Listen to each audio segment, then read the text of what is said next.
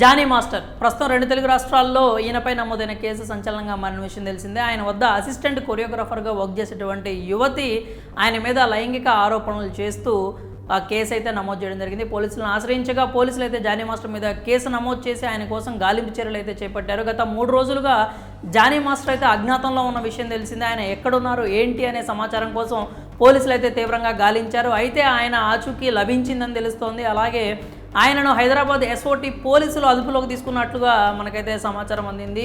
బెంగళూరులో ఆయన ఉండగా సమాచారం అందుకున్న పోలీసులు అక్కడికి చేరుకొని జానీ మాస్టర్ను అదుపులోకి తీసుకున్నట్లుగా తెలుస్తోంది. ఆయన ప్రస్తుతం బెంగళూరు నుంచి హైదరాబాద్కు తరలించే ప్రయత్నం అయితే చేసినట్టు తెలుస్తుంది. మొదటి నుంచి ఏంటంటే జానీ మాస్టర్ గత 3 రోజులు కనిపించకపోయేసరికి మొదట నెల్లూరులో గాలించడం అయితే జరిగింది. ఆ తర్వాత ఆయన స్టేట్స్ వెళ్ళిపోయారని చెప్పి కొంతమంది అన్నారు. అలాగే నార్త్కు సంబంధించినటువంటి ఉత్తరాది రాష్ట్రాల్లో ఉన్నట్లుగా కూడా కొంత అయితే సమాచారం రావడంతో పోలీసులు లద్దాఖ్ వరకు కూడా వెళ్ళి ఆయన కోసం గాలింపు చర్యలు చేపట్టడం అయితే మనం అయితే చూసాము. అయితే తాజాగా ఆయన సమాచారం అయితే ఆయనకు సంబంధించి బెంగళూరులో ఉన్నట్లుగా తెలియడంతో ఆయన బెంగళూరు చేరుకొని ఎస్ఓటి పోలీసులు హైదరాబాద్ చెందిన వారు ఆయన అయితే అదుపులోకి తీసుకోవడం జరిగినట్లుగా మనకైతే తెలుస్తోంది. అక్కడ నుంచి ఆయన్ని వీలైనంత త్వరగా హైదరాబాద్కు తీసుకొచ్చి ఆ విచారణ అయితే చేపట్టడం జరుగుతుందని చెప్తున్నారు. ఇప్పటికే పోలీసులు వివిధ కోణాల్లో ఈ కేసుకు సంబంధించి దర్యాప్తు అయితే ప్రారంభించారు. అంతేకాకుండా జానీ మాస్టర్ మీద ఈ కేసుకు సంబంధించి పోక్సో చట్టం కింద కూడా కేసు నమోదు చేసిన విషయం అయితే మనకు తెలిసిందే. ఎందుకంటే ఆమె మైనర్గా ఉన్నప్పుడే జానీ మాస్టర్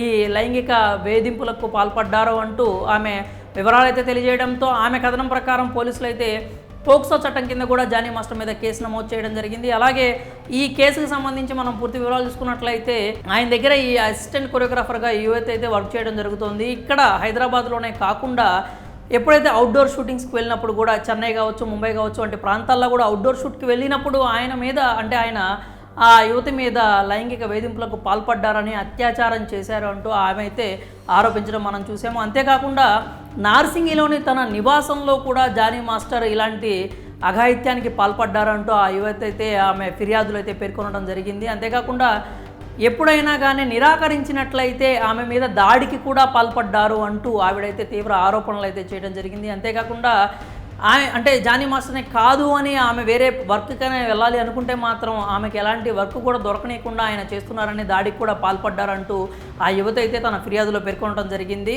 మొదట ఈ యువతి రాయదుర్గం పోలీసులను ఆశ్రయించగా అక్కడ 0 ఎఫ్ఐఆర్ నమోదు చేసి యువతి నార్సింగ్కి చెందిన యువతి కాబట్టి అంటే అక్కడ నివాసం ఉంటుంది కాబట్టి కేసును అయితే అక్కడ నుంచి నార్సింగ్కి అయితే తరలించారు. అలాగే ఈ కేసుకు సంబంధించి సెలబ్రిటీలు కావచ్చు, లేకపోతే ఇండస్ట్రీలో ఉన్న వాళ్ళు కూడా పలు అభిప్రాయాలు అయితే వ్యక్తం చేస్తూ ఉన్నారు. దీనికి సంబంధించి ఇండస్ట్రీకి సంబంధించిన ఫిల్మ్ ఛాంబర్ కూడా అయితే ఇది కేసుకు సంబంధించి దర్యాప్తు అయితే ప్రారంభించడం జరిగింది. 90 రోజులు వాళ్ళ రిపోర్ట్ను కూడా ఇస్తామంటూ వాళ్ళు వెల్లడించడం జరిగింది. ఇంకా అలాగే కేసు గురించి చూసుకున్నట్లయితే ఇప్పుడు జానీ మాస్టర్కి సంబంధించి అసలు ఆయన మీద వచ్చిన ఆరోపణలు నిజమా కాదా, ఆ యువత చేసిన ఆరోపణలో ఎంతవరకు నిజం ఉంది అనే కోణంలో అయితే పోలీసులు దర్యాప్తు చేయడం జరుగుతుంది. దీనికి సంబంధించి పోక్సో చట్టం కూడా ఉంది కాబట్టి నాన్ బెయిలబుల్ అఫెన్స్ కిందకే వస్తుంది. ఇది ఖచ్చితంగా కూడా బెయిల్ ఇచ్చేటువంటి పరిస్థితి అయితే ఉండదు. మరి ఇక జానీ మాస్టర్కి వ్యతిరేకంగా ఎలాంటి సాక్ష్యాధారాలు ఉన్నాయి అనేది మాత్రం పోలీసుల విచారణలో అయితే బయటికి రావడం జరుగుతుంది. మరి జానీ మాస్టర్ను పోలీసులు అరెస్ట్ చేయడంపై మీ అభిప్రాయాలని కామెంట్స్ రూపంలో తెలియజేయండి.